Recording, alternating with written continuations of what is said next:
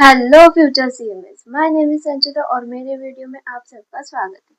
आज मैं शेयर करने वाली हूँ कि कैसे मैंने कॉस्टिंग सब्जेक्ट में 70 प्लस मार्क्स स्कोर किए इन सीएमए इंटरव्यू।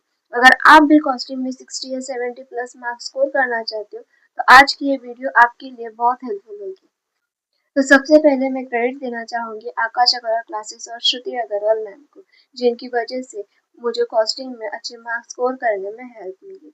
उनका यूट्यूब पर अपलोडेड स्ट्रेटेजी वीडियो मैंने फॉलो किया और उनकी गाइडेंस की वजह से ही मुझे कॉस्टिंग में 70 प्लस स्कोर करने में हेल्प मिली।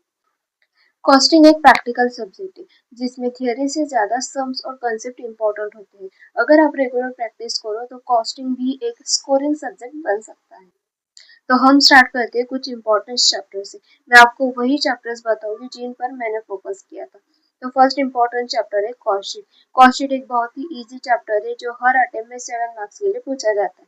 उसके बाद आता है material and labour costing. Material and labour costing में से कोई भी एक चैप्टर हमें 7 मार्क्स के लिए क्वेश्चन नंबर 2B में पूछा जाता है। उसके बाद आता है ओवरहेड। ओवरहेड कॉस्टिंग एक बहुत ही इजी चैप्टर है जो 7 मार्क्स के लिए हर अटेम्प्ट में आता है।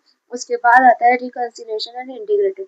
रिकंसिलिएशन एंड इंटीग्रेटेड में बहुत स्टूडेंट्स को कंफ्यूजन होता है, लेकिन डोंट वरी, डिस्क्रिप्शन में कुछ ऐसी प्लेलिस्ट बताइए, जाइए देखिए और कंफ्यूजन दूर करके 7 मार्क्स अपने पॉकेट में डाल दीजिए। उसके बाद आता है ऑपरेटिंग कॉस्टिंग। ऑपरेटिंग कॉस्टिंग जिस पे लास्ट 2 अटेम्प्ट से ट्रांसपोर्टेशन पे क्वेश्चन आ रहा है, लेकिन आप होटल और हॉस्पिटल पर भी फोकस करिए।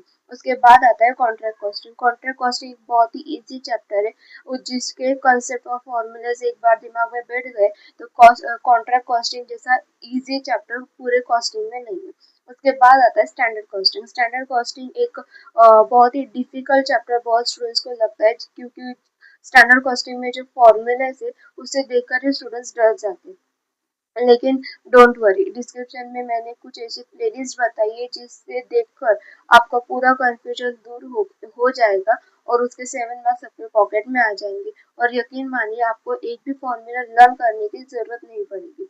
उसके बाद आता है मार्जिनल कॉस्टिंग। मार्जिनल कॉस्टिंग का क्वेश्चन नंबर 6 का 14 मार्क्स का क्वेश्चन हमें मार्जिनल कॉस्टिंग का आता है, जिसका क्वेश्चन नंबर 6A और 6B ऐसा करके 7 मार्क्स का भी आ सकता है, या फिर पूरा क्वेश्चन नंबर 6 14 मार्क्स के लिए आ सकता है।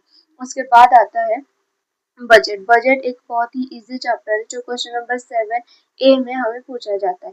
उसके बाद आता है cost accounting standard. Question number 7B में पूरे 24 कॉस्ट अकाउंटिंग स्टैंडर्ड में से कोई एक स्टैंडर्ड हमें क्वेश्चन नंबर 7B में पूछा जाता है।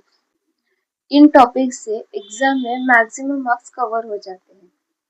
अगर आप मार्जिनल कॉस्टिंग से डरते हो या मार्जिनल कॉस्टिंग के फॉर्मूलेज याद नहीं रहते तो डोंट वरी, मार्जिनल कॉस्टिंग के फॉर्मूलेज की सीरीज में लेकर आ रही हूँ, जिसका पार्ट 1 ऑलरेडी अपलोडेड है और पार्ट 2 मैं जल्दी अपलोड करूंगी। जाइए देखिए और फॉर्मूलेज का कंफ्यूजन दूर करिए। तो अब बात करते हैं कॉस्टिंग सब्जेक्ट में मेरी स्ट्रेटेजी क्या थी। मेरी स्ट्रेटेजी सिंपल थी। First of all the concept clear करो, सेकंड मैक्सिमम सम्स प्रैक्टिस करो, थर्ड रिपीटेड क्वेश्चन सॉल्व करो, फोर्थ फॉर्मूला शीट बनाओ और फिफ्थ रेगुलर रिवीजन करो।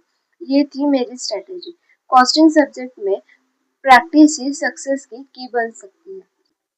अगर आप भी कॉस्टिंग में 70 प्लस मार्क्स स्कोर करना चाहते हो तो smart strategy and regular practice follow करो। अगर वीडियो हेल्पफुल लगे तो लाइक करो, फ्रेंड के साथ शेयर करो और चैनल को सब्सक्राइब जरूर करो। All the best future CMS.